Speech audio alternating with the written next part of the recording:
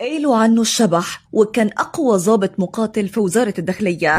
اسمه كان بيعمل رعب للإرهابيين في سيناء، وخيرت الشاطر إدى الأمر إنه لازم يموت. حكاية الأسطورة محمد أبو شقرة. يوم 8 مارس سنة 83 اتولد محمد، وأبوه يبقى اللواء عبد العزيز أبو شقرة. كان طفل مميز وطالب شاطر، وفي الثانوية العامة جاب مجموع يدخله هندسة، بس رفض وقال لوالده أنا عايز أروح كلية الشرطة. وفعلا دخل الكلية وأثبت تفوقه، وكان من أوائل دفعته، وتخرج سنة 2003 وانضم للأمن المركزي لأنه كان نفسه يكون ضابط مقاتل. ولما اسمه ابتدى يتعرف في الداخلية بعد عملياته الكبيرة، الأمن الوطني طلبه وانضم لقوات مكافحة الإرهاب الدولي التابعة للقطاع. وفي الأمن الوطني سموه الشبح عشان كان عامل رعب للجماعات الإرهابية، وعنده مهارات خاصة جدا في استخدام السلاح وإمكانيات بدنية رائعة، لدرجة أنه تفوق على 120 ضابط صاعقة من مختلف دول العالم في مسابقة عملت في الأردن، وفاز بالمركز الأول. وكمان عمره ما عرف الخوف رغم إصابته 3 مرات خلال فترة خدمته.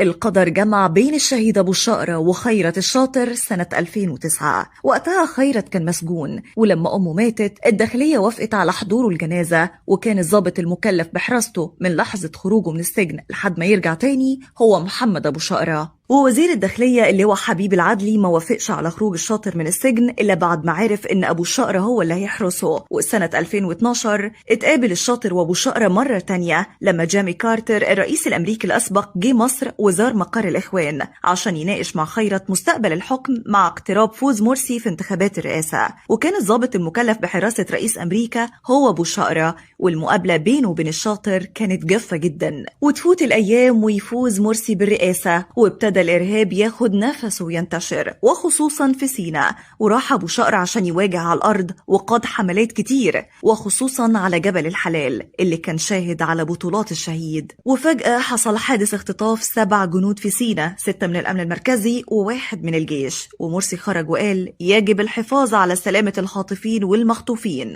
والجنود رجعوا بالسلامة. لكن أجهزة الدولة السيادية كانت مصممة تجمع كل خيوط الموضوع، وخصوصا أن الخاطفين سابوا الجنود بدون مقدمات، فالجميع كان متأكد ان الإخوان ورا العملية. ابتدى أبو شقرة يشتغل على الموضوع لحد ما وصل لخيوط مهمة، وهنا كان لازم يموت. يوم 9 يونيو سنة 2013 البطل كان راكب عربيته في العريش، وفجأة حصروه مجموعة من الإرهابيين. ابتدى ضرب النار، وقاوم أبو شقرة لحد ما خد 3 رصاصات في كتفه اليمين، و3 رصاصات غيرهم في ظهره، وواحدة في جنبه، واستشهد.